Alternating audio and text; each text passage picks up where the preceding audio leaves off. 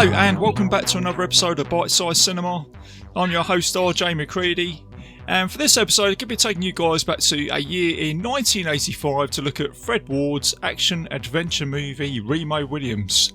And joining me for this episode is Gary Hill from Two Drink Minimum and Cinema Beef Podcast. Gary, how you doing, buddy? Back again, man. How are you? Yeah, it's good to have you back on the show, mate, for another bite of the Bite-Size Cinema, mate. Very, very fun, sir. I'm glad to be here. Yeah, no, it's always good to have you here, Gary, because this is a film I heard you mention when we were doing an episode for Dude Looks Like the 80s. Heard you mention Remo Williams. I never actually heard of this film before, so I've checked it out. And to be honest with you, mate, I'm surprised I've never heard of it before. It's a pretty cool movie. I just love your unconventional-looking action stars, and Fred Ward fits that bill. He's very unconventional as an action star, but he can balance very well, at least a stuntman can, but we'll get into that, I'm sure. You know? Yeah, we'll get into that. But before we get into Remo Williams, Gary, I was just going to speak to you about a TV show that I saw this week, which was Life After Flash Gordon. And I heard you mention something on the page that you interviewed Sam Jones or something like that, was it? Or... Yeah, it was a show. We did a review of it, and then we got to interview the filmmaker Lisa Downs and Sam Jones himself. Sam got real on me, y'all. We're listening to that. It's really good. Yeah, I've got to admit, I liked it. I enjoyed the show. I thought it put Sam Jones into a good light. Looked like he got involved with Hollywood in every which way that you can after Flash Gordon. But in the end, I've got to admit, Gary, I almost had a little tear as a grown man by the end of it, with his journey of redemption. So, yeah, he seems like a nice guy. Oh, yes, I met him in Knoxville with my former co-host Jeffrey X. Martin, and it was an experience. He's a very tall man, as you would imagine. Yeah, I mean, to be honest with you, I'm really surprised. One thing that I found out was that they actually dubbed his voice for Flash Gordon. I never knew that. He didn't want to come back for post-looping, I guess, or there was a money issue or something, and it didn't happen. So I don't know what happened there. Yeah, well, I guess that's Dean Laurentiis for you, isn't it? But for sure, man, it will be something that I will be covering on Bite-Size Cinema. Might even speak to Ricky Morgan about that, you know what I mean? When I think of Flash Gordon, I think of Ricky Morgan and Danny Bennett from the Halloween Power Hour, Oh, yeah, for sure, man. And we actually had Sam do a call sign for them for their show when we met him. It was pretty cool. Oh, did he? Oh, okay. I didn't know that. I didn't know he did that, so that's pretty cool. Have you been up to anything else, Gary? Is there anything you've been watching or anything that's kind of floating your boat at the moment that you're excited about?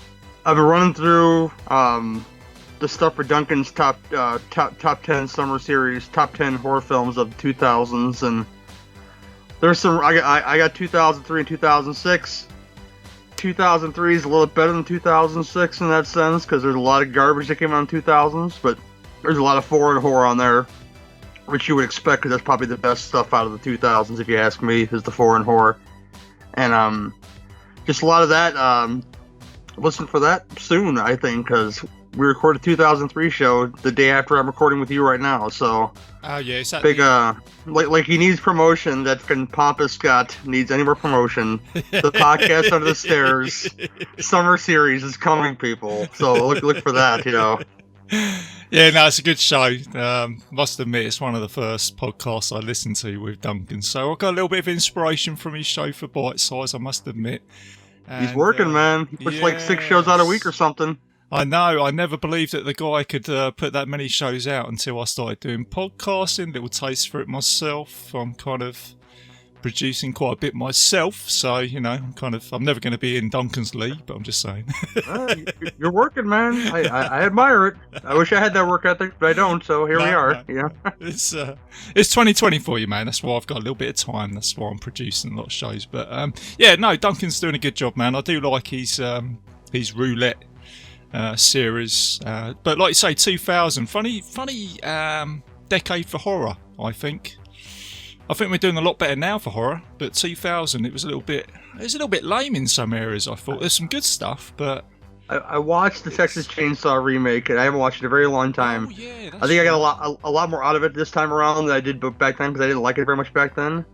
Because I caught a lot more of the stuff. I'm sorry, go ahead. Oh no, I was gonna say that's the one with Jessica. Is that the one with Jessica Biel? Jessica Biel, yes. Yeah, sure. Yeah, she's lovely in that. Yeah. She was in that movie, and yeah, she's pretty fair in it. Although I think for a horror actress in that film, she's not a very good screamer. So yeah. But yeah, a lot of good stuff I remember about. I didn't remember about is like a lot of great gore effects, especially with one character where he gets his leg lobbed off in a field of laundry, which is pretty magical, and yeah, him scratching his fingernails down the wall as good old Leatherface is carrying him downstairs. You can see his fingernails separating from his body, and that was pretty good too. But yeah, much better than I thought it was. But saying that the reason why he chose that is it kickstarted the remake craze is a really bad thing considering all the bad remakes that came out in the 2000s. I just don't I can't get by that logic. That's why you chose it. But yeah, I guess as soon as something does well, all of a sudden the studios go, "Oh, we'll start to do that." But yeah, when you mention it, I think that's not a bad remake for Chainsaw Massacre, considering how cult the original film is. Mm-hmm. It's some big shoes to fill, and it managed to do that. But the other films for 2000 for me was obviously Dog Soldiers. Quite liked. I mean, that's a hell of a movie, that is. And Wrong Turn, quite like that. I seem to remember that around about the early 2000s. Obviously spawned a franchise. I remember not a lot about the movie because I just kept looking at Eliza Dushku and Emmanuel's, whose last name I can't pronounce. Right.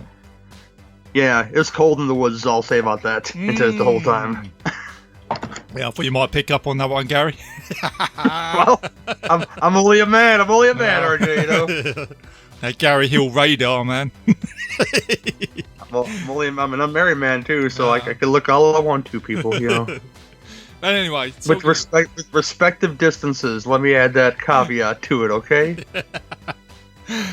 But talking about getting cold in the woods, let's talk about Fred Ward. Let's talk about Remo Williams. Let's take you guys back to a year in 1985. Let's go to the Statue of Liberty. Let's hang off some ropes. Let's play you guys a trailer, and we'll be back soon.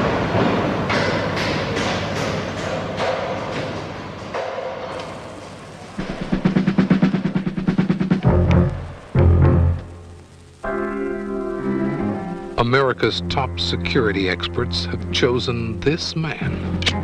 Don't take any chances. This guy's a killer. For a special mission. But first, he's got to pass one little test. Speak English. Does your nightingale sing? Hold it!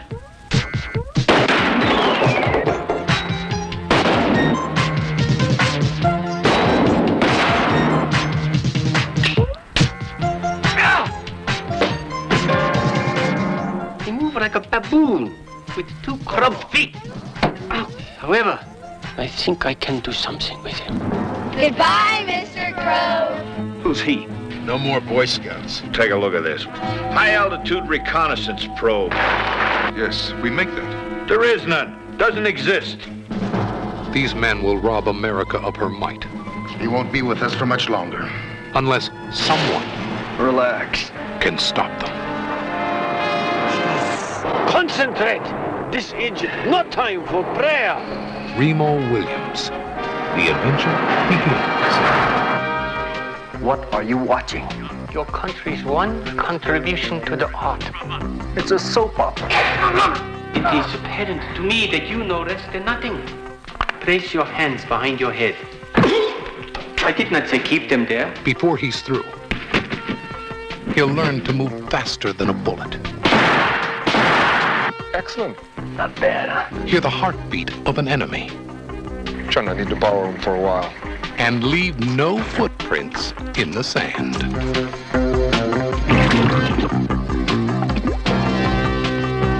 Some joker walks into one of my plants, snoops around, walks right out again, and now you're telling me he doesn't exist.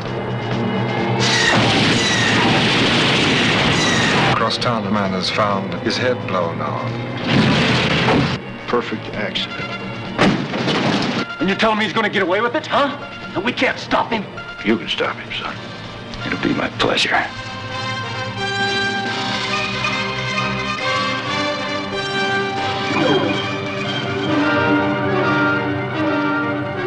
Now, based on the Destroyer novel series that sold over 30 million copies. America's favorite tough guy comes to the screen in a movie big enough to hold him. Remo Williams. The adventure begins.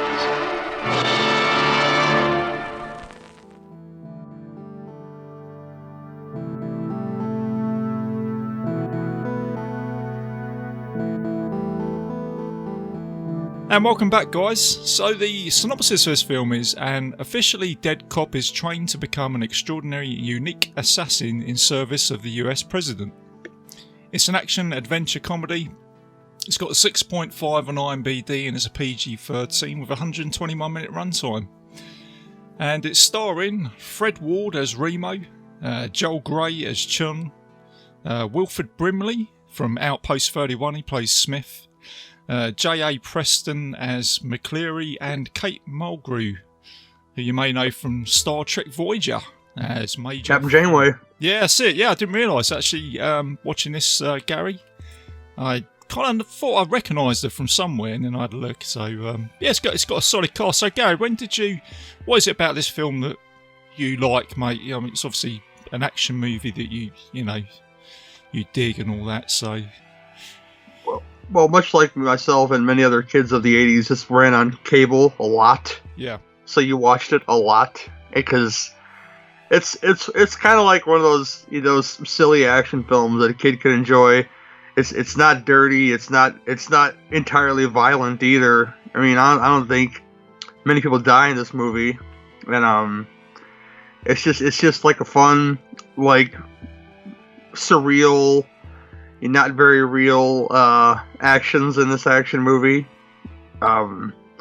We accepted stuff like Joel Grey playing an Asian man back in these days, and we accepted Fisher Stevens playing an Indian fellow. Badly now in retrospect, Yeah, was that you talking about Short Circuit there? Yes, sir.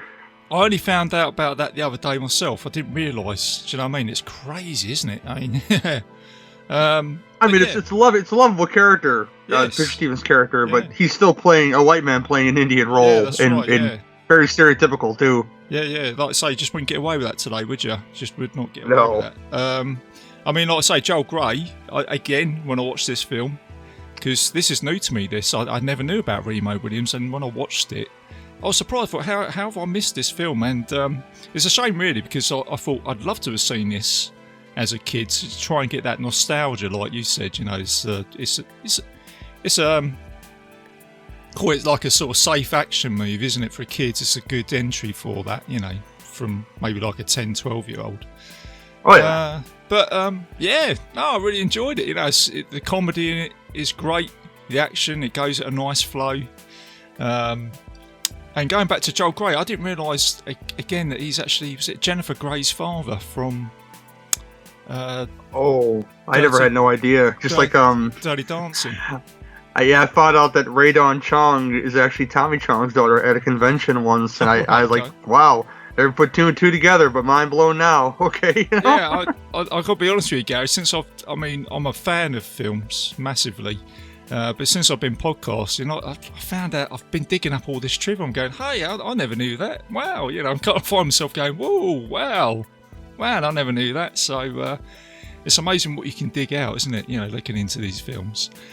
But yeah, no, I enjoyed it. It was directed by Guy Hamilton, and he's the same guy that directed, funny enough, The Man with the Golden Gun, which I reviewed not long ago. Nice. And the character Remo Williams is based on the Destroyer novels, so there's an awful lot of novels based on this character, isn't there? So I think it's about 80 or so, part of the, like I say, the Destroyer novels. And I think you mentioned this in the last episode, Gary, when we was talking about Jake Speed as well. There's like that family of characters. Part of that same universe, I believe. You have to ask our resident Remo Williams expert, Rob Pollock. Excuse me if I mispronounce your name, but you're all up in the group talking about Remo Williams. So if we get something wrong, I apologize ahead of time. So yeah, no, actually, no. You mentioned it was Actually, Rob Pollock, one of the our friends and listeners from the page, he did post something about this, saying that he's read all the novels. So, and that's the other thing. When I posted this on the Facebook page, I got quite a good response actually from people going, "Hey, you're doing Remo Williams." There's the amount of people that said, "Yeah, I remember this when I was growing up," and so. I guess, going back at the time, the 80s, we grew up with, I guess you could say, like the A-Team TV shows. It's the same sort of thing, isn't it? Do you know what I mean? Heroes, everyday guys. They don't have superpowers, do they? If you look at the way this one starts, I'm sorry to jump right into this, he gets killed hilariously by this guy in this truck by running his police cruiser into the East River. Comes back, supposedly gets a plastic surgery, which looks like they just shaved his face, so I don't know. And then he assumes the role of this person, there's their own personal secret agent. Now, this is the plot of Knight Rider, except without the talking car. Because if you ever seen the pilot of Knight Rider, it starts the same way. Yeah. This cop or PI, whatever Michael Knight is, gets hurt. Yeah. Wilton Knight recruits him, changes his face to look like his son, apparently, because his son is Hasselhoff with a goatee. And God, that'd be fun. Would you just pick random Knight Rider episodes to talk about him? The Goliath episode, man, it'd be amazing. But yeah, it's almost the same through line plot to the pilot of Knight Rider. So there you go. You're right, Gary. I mean, I thought the same thing as well. The only difference they did in the Knight Rider, and this is what I thought they were going to do with this film because I've never seen it before. I thought they were going to get another actor to play Fred Ward's character. Do you know what I mean? They just shaved his face. Yeah, that's it. Do you know what I mean? It's like, we've just shaved off your moustache. He's looked in the mirror and he's gone, "Hey, my face looks different." Do you know what I mean? It's pretty much all they've done, isn't it? That's about it, man. You see, he wakes up with shave cream out his face. Like, yeah, that was a nice clean shave, I feel like a new man, literally. Yes, yes. That's the one thing. I thought you accepted in a movie like this, though, so that's why we're laughing. See? Yeah, well, this is it, Gary. Do you know what I mean? As soon as I saw that, I thought I'm about 2 or 3 minutes into this film, and I thought, oh, there we go. I'm going to like this film a lot. I can see I'm going to like it a lot. And then on top of that, the McCleary character goes, "Oh, we've thought a lot about your name. We thought a lot about this," and he just turns a bedpan over, doesn't he? It's just Remo Williams. Oh. Yeah, your name's Remo. Oh dear. So he's got his new face, and this is where you meet the secret organisation, isn't it? Run by none other than Blair from Outpost 31, Wilfred Brimley, with his very high-tech computer. Yeah, a very, very high-tech video screen there that he may or may not be working correctly because he's the Brimley, and it's all good. Yeah, that's it. He does it. So he can pretty much access everything, can't he, on this computer, which I guess is like an early Google, isn't it, in a way, I guess? Yep. Back in mid-80s, which is what... It ain't no Commodore 64, people, okay? Although it looks like a Commodore 64, doesn't it, when you look at that computer? Yes. So they're basically saying that, we're giving you this new identity. There's only 3 of us in this room that are involved, and he's working directly for the president, isn't he? And he's basically saying that there's corruption within the government and we want you to root it out because I've got this high-tech computer, but it can't do everything, so I'm going to need you to do that little bit of extra work for us. So that's basically the building block of this movie, isn't it? For him to go and root out all this corruption. Yeah, man. While balancing a lot of stuff. Yeah, so then he gets his first assignment and then he has to go and kill somebody, but he doesn't know who this person is, does he? So he goes in there, he's loaded up with a weapon, with I think it's a Colt 1911. He goes in there, and this is where you meet one of our main characters in this film, isn't it? Gary Chin, who's just sort of... What is he, like painting or something like that by himself? He's just sort of meditating or something whilst Fred Ward walks past him, doesn't he? He says, I'm looking for someone. And he says, well, I'm the only person here, isn't it? So, and you get quite a good scene here, don't you? Was it where he tries to shoot Chin and then he sort of dodges all the bullets and stuff like that? So very very, very, I'm looking for the word here, but he's very nimble when he's dodging the bullets. And but this is Joel Grey, who, yeah, I'm a song and dance fan, you know. Yeah. So I've seen Cabaret more than once, and he plays the MC in Cabaret, so that's about all I know him from. But he's playing this guy in Asian face, and not like, you know, let's put some ridges on his head like all Sean Connery style. But he's going for it, and you know what? I'm not that offended until Brimley lets out a slur later on in the film, like, ooh, uncomfortable, you know. Yeah. So you got so Chin, he sorts out Fred Ward, doesn't he? He teaches him, well, he's basically showing him that he can dodge bullets, and as it turns out, he has now become his training instructor for this secret organisation. And then you get a scene here where Chin is saying to Fred Ward, isn't he, saying that, you know, I'm going to teach you, you need to start breathing and all this sort of stuff. And he's got to cut out his diet of burgers as well, isn't he? Yeah, just rice. And if he's lucky, rice with some honey in it. Yeah. So then whilst all this is going on, so you've got Remo, he's got his character development, he's in training. And then you're introduced to the bad guys, which is a guy called Grove. He works for the government. He's up to some dodgy dealings. He's killed people. It's been covered up by the FBI and stuff like that. And he is developing a weapon, which is the AR-60, which is not working very well. It's actually killing troops and stuff like that, isn't it? And so this is like the main sort of central part of the plot of the movie, isn't it? Where Remo Williams has to infiltrate this bad guy.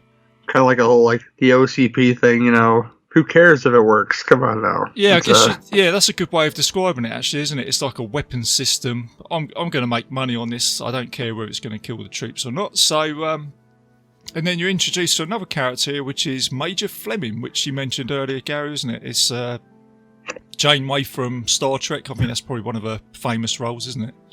Yep. And she also was on Orange is the New Black. People who watch that show, she was Red the Cook Lady on Orange is the New Black. Yeah. Oh yeah, that's right. I heard about that. Yeah, heard good things about it. I haven't watched it myself, but I've heard good things about it. I haven't finished it, but it's there. She's on that show. Okay. So, and then it cuts back. So you got the main. They throw in the main plot there, and then it cuts back to Remo, and he's still doing his training. And then this is where you get like a funny scene here, isn't it? Where he's like dodging bullets. And then Chin gives him this funny sort of fingerboard, isn't it? He says, you know, you got to teach yourself. This is a tool that we use in Korea. And you find out that Chin likes to mediate with soap operas as well, don't you, Gary?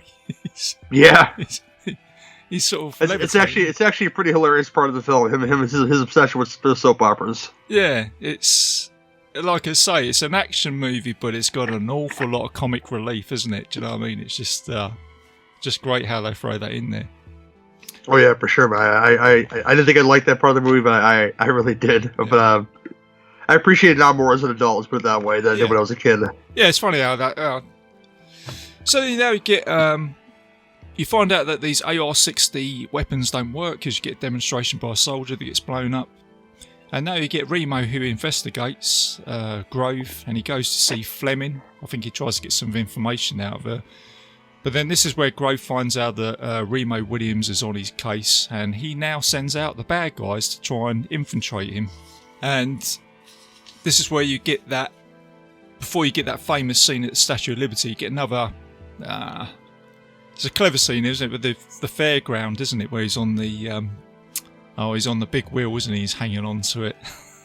Yeah, balancing himself on the Ferris wheel. Yeah, so and that's the other thing, Gary. That's what I like about this film. It's got some really good live action shots in it as well, isn't it? Do you know what I mean? Sort of real tangible live action stuntmen, all that sort of stuff. Oh yeah, the wig work's insane. There's a point where Remo is like moving about the apartment where Chun lives, and balancing himself on the tub and some random boards, and hopping from post to post to get upstairs. That's right. You can clearly see it's a much thinner man with a wig on, but you don't care because it's that kind of movie. Yeah, exactly. And Yeah, because he clears it all, doesn't he? And he says, well, you can do it again. He goes, yeah, not a problem. He just turns the lights off, doesn't he? It's just like pitch black. But going back to the fairgrounds, this is where you get another bit of comic relief, where you got a guy with some Pink Panthers, haven't you? You've got the hoops and the bottles, got some kids trying to hoop the bottles, it doesn't work out. But then Chin turns up, doesn't he? And this guy explains it, gives him the hoops, and then Chin just goes dun dun dun dun dun, boom boom boom boom, like that. And he wins himself a Pink Panther. Yeah, I'm not sure if you're privy to carny culture in the States, but usually those bottles are all greased up, so you can't throw nothing on them. But he nails them all with those little rings. Yeah, no, we've got that over here, Gary. It's the same thing. It's almost like a bit of a sort of con, isn't it? But yeah, he just nails it, doesn't he, within a couple of seconds. But I gotta say, because I rarely see him young in anything. The scam artist, the carny proprietor, is played by character actor William Hickey in this movie. You get to see for like 5 seconds, but it's nice to see him in anything. Oh, is he? Is he? I didn't pick up on that. Is he a name from another film or TV show? Have you seen Christmas Vacation before? Oh right, he's in. Oh, okay, right. Okay. He plays the uncle with the cigar. Oh right, okay. That burns down the tree, and the blessing. That guy, Yeah. It's kind of like I don't know, it must have been like a blink and I missed it for me when I watched this film. So he wasn't in it much, but I recognized him right away because I've seen him in so many things. Okay. Yeah, another great movie, man. Christmas Vacation. Yeah. So then you get to this point now where this is like a pinnacle moment of Remo Williams, isn't it? I think this is probably one of the most expensive shots where they got the Statue of Liberty. And I guess obviously at the time the Statue of Liberty was having some construction work to it because they got all the scaffolding around it. Yep. But I did read up that they actually built a Statue of Liberty torso in the middle of like a Mexican desert somewhere for this shot. Sounds legit because most of it takes place on like the scaffolding itself, but yeah, I could see how they would do that. I doubt it was made of stone because there's a point where the stuntman has to fall a long way down and slam into, I guess, the book that the Lady Liberty's holding. I guess he lands on that. Yeah. You would really hurt. You would really hurt yourself on solid stone. Oh, man, yeah, absolutely. Because like you say, you get the bad guys. They hire some workmen, don't they? Give them a couple of dollars to go and take on Remo, and you get a really good. Like I say, get some really good stunt scenes here, haven't you? Where you can see the stuntman. I have to mention him because the guy that hires them is a perennial baddie, Patrick Kilpatrick. He's a bad guy in so many things, and look up that resume. He's in many things. I was going to say, I thought I recognised him from somewhere. He just got a face. I thought I recognised this dude. He's the guy with the like the diamond in his tooth, is that right? Is he yeah. Oh, we'll get to that later. He uses it brilliantly. I love it. That does come in handy for Remo later on. He has a diamond in it. He has a diamond in his tooth, and it comes in handy later for good old Remo. And we'll talk about that. We'll get onto that later on. So they get back. Yeah, if you need a bad guy, though, it was either Patrick Kilpatrick or Brian Thompson. Usually one of those guys would show up in your movie as a perennial bad guy. It's a. So he's doing a lot of running around. There's some parts where he's hanging onto a pole and then he slips down a rope and then he takes on the workman, doesn't he? Eventually gets him into the lift where he chucks a rope around one of their feet, chucks them off, and then he traps them into like the sliding door, the elevator. And Remo gets the upper hand, see? He gets the upper hand, he shows his moves, you can see how he's developing, he's getting over fear of heights and all that sort of stuff. And then you get a scene here this was the first scene I ever saw out of Remo because I saw this on YouTube before I saw the film, and this is when I thought, yeah, I'm going to like this film. It's the bit when Remo's getting chased by the bad guys and he comes to that cement. It's like he's thinking about it and then he runs over it as if he's just gliding over water. And then you get the dude in the trench coat, then the bad guy comes, yeah, I'll do that. And he just runs straight into it and then he goes straight into the cement. I was laughing my arse off here, Gary, when I saw this. You're led to believe that this magical Korean martial arts tactics, which I forget the name of, can literally make you run on water, and well, in Chen's case, it makes him run over water, which is pretty amazing. Yeah. That comes into play. But oh, spectacular! Oh, it's brilliant, man. Yeah. So Remo's like Jesus. See, people, he's like an action star Jesus. Yeah, He can walk. He can walk on water, literally. Exactly. This is it. You know, it's like the second coming or something like that, isn't it? With Fred Ward. So yeah, so you got that cement scene. So you get him infiltrate the bad guy, shows off some moves, and then after that you get Mac and Remo who infiltrate the Grove warehouse, and this is where you get another sort of clever dogs, isn't it? He gets attacked by the dogs, and you got some ravenous rats here, Gary. I'll put down on my notes. Oh, I was laughing so hard at this scene, man. But I don't know how them rats got down his pants, but maybe he laughed so hard, and yeah, apparently they were chewing his undercarriage because he was trying to kick them fools off, man. Yeah. But so no, the gag with the dog made me laugh the most because Remo's doing all those balls balance stuff. He walks down like a power line, like he's tightrope walking. It's like, God, bitch, you can't do that, sucker. He says to the dog, and then there goes the dog going down the freaking thing. I couldn't freaking believe it. I was laughing so hard, like I said. Yeah. And then he comes across because you find out at the beginning of the movie, Grove is involved in the Star Wars. I mean, that was a thing, wasn't it, back in the 80s, wasn't it? The Star Wars space race type thing. Yeah. So they throw that into this movie where you got like a satellite with a laser beam. Is that in this part? Mr. Reagan was going to save us all, see, with that thing. Was it. So they chucked that bit in there with this. So, and then Mac gets a laser disc with some information on it. And then he gets shot. And then he hands over the disc to Remo, and then he gets away. And this is where you find out that the Grove, who works for the organisation called HARP, is all fake going on this disc. And he now meets Fleming at Mount Promise, and this is the bit where he tries to infiltrate him, and this is where they get caught in a like a gas chamber, isn't it? Just sort of, it's that typical sort of B-movie moment here, isn't it? Do you know what I mean? Kind of remind me of like the old Rocket Man TV shows where they get locked up and there's some gas and he's trying to sort of save the damsel in distress and all that. Yeah, for sure, man. They're trying to knock him out, like very secret agent style. James Bond ripoff has that thing in it, and, you know. Yeah, and this is where you're thinking that he's not going to get out of it. The gas is flowing in. They're starting to, get starved of oxygen. But then that's where you get that henchman come in, which we mentioned earlier, the guy with the diamond in his mouth.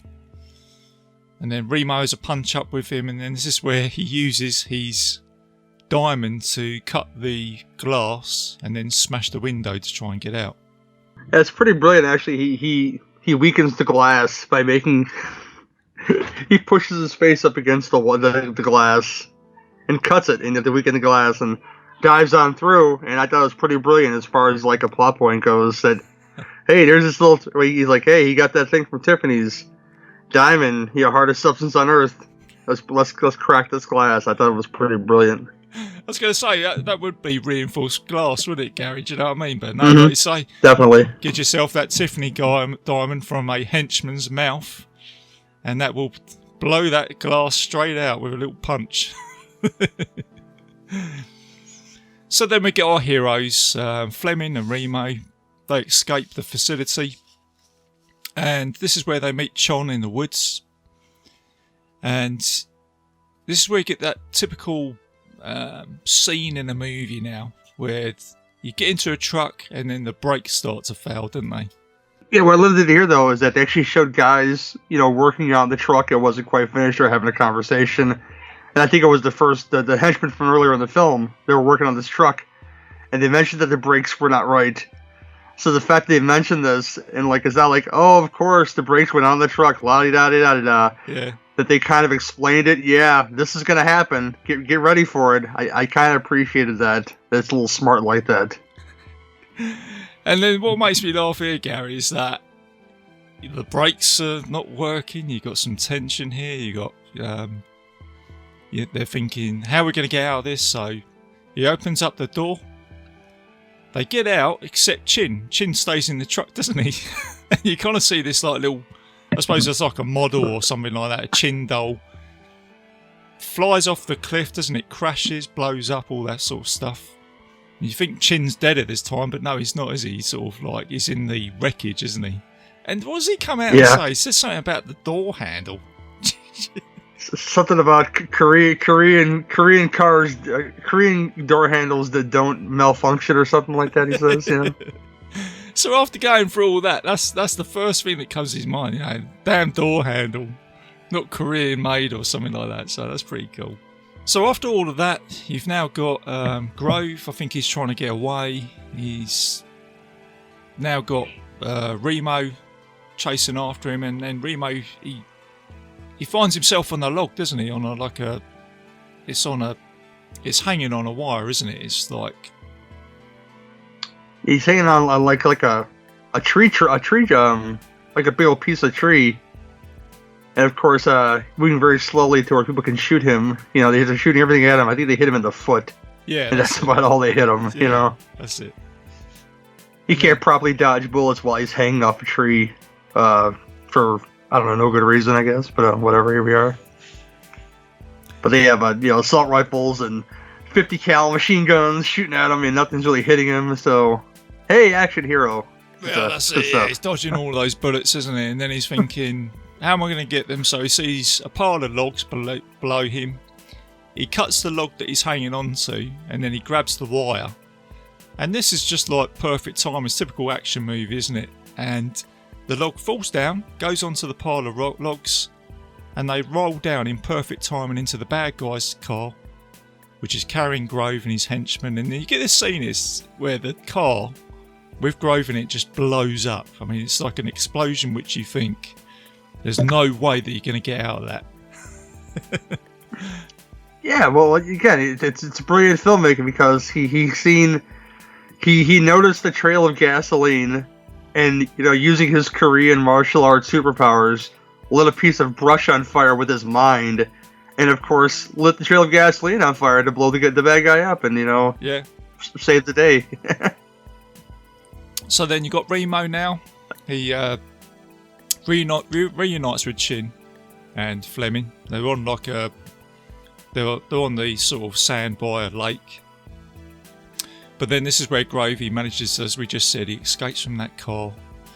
And it's now Remo and the bad guy having a fight with each other. And it's like something that happens at the beginning comes to the end. So you've now got Remo who's able to dodge bullets. You get Grove, he pulls a gun out, doesn't he? He tries to shoot Remo. He dodges the bullets. And he does exactly what Chin does to him at the beginning of the movie, doesn't he? He takes a gun. He disarms him. And then that's pretty much, isn't it, Gary?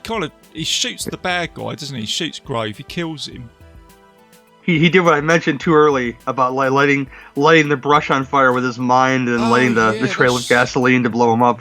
That's right. That was it, wasn't it? Yeah, that's it. So yes. Yeah, that's right. He uses that trick that he learned earlier from Chin, didn't he? I'll say it again. Lit brush on fire with his mind. Those are Korean martial arts people, okay? So you get that scene here, you get Grove, he gets taken on. And now you get a scene where we talked about earlier with the gliding over water. You've got some of the, was it the army or the National Guard, they're running towards them. Remo's now on a boat with Fleming trying to get away. Chin's left on the beach by himself, and then you get that scene here now, don't you, where he just glides over the water, doesn't he? Yeah, it's amazing. It's almost as magical as good old Barry Bostwick and Megaforce with his flying motorcycle. There's other things that are as majestic as that, but pretty majestic. Him running over the water, literally gliding and floating over the water. I was going to say, Gary, I couldn't see him walking on a board underneath the water. Couldn't see that at all. Couldn't see it all, man. I don't want to see that either, man. No, I don't want to see it. I say cue that Greatest American Hero music, man, for Mr. Kuhn there, man. Yeah, absolutely. And believe it or not, he's walking on air. And so there you get our heroes, they reunite, they get onto the boat. They go off into the distance. I'd imagine that Remo is probably going to get a little bit romantic with Fleming, I guess. There's a little bit of an interest there, wasn't there? You know, so... And that's pretty much how the film ends, isn't it? It comes to the closing credit, and that is... Remo Williams begins, isn't it? That's his first outing. So... Yeah. Saves the day, takes on the government bad guys, and there you go, guys. That is it. That's Remo Williams. Dig it. So, if you haven't seen it, guys, go check it out. If you have, hopefully, like you say, you know, hope you enjoyed it. It's just 80s nostalgia, isn't it? It's just a fun movie. But good fun time though. It's good fun. No, that's right. Yeah, that's it. Yeah. So it's as we said, it's kind of in the league of the other movie which we're going to have a look at next, isn't it, Gary? The Jake Speed film, which is going to be the next one we're going to review. Which I've never seen before, so I'm excited to watch it. Have you not seen it at all? No, not yet. I've only heard of it before. Oh, right. Okay. I think you're in for a treat. Yeah, this it's a fun movie. I only saw it myself recently, funny enough, when Duncan McLeish posted it on his page, because, you know, he's into all his Arrow videos. I think the guys, like I said before, I think he's got some shares in Arrow or something like that. Do you know what I mean? The way he posts it, or at least a small fortune buried in his backyard somewhere. Yeah, you know. He's going to do a Scooby-Doo on us one day, man. Do you know what I mean? He's going to pull off this rubber mask, and he's really the sort of manager for Arrow or something like that, you know? Ooh, that'd be kind of hot, huh? Come on now. Oh, man. Look at all the free Blu-rays I'll get. Really?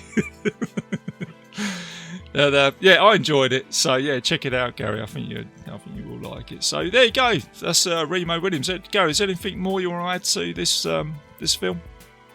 No, it's a fun, you know, time. Even I love to say 80s time. It's just a fun all around time, and at the same time, it's a picture of its time, because there's a lot of jokes in the film, and a lot of the fact that Joel Grey is playing a pretty convincing. You know, if you didn't know it was him, you would be.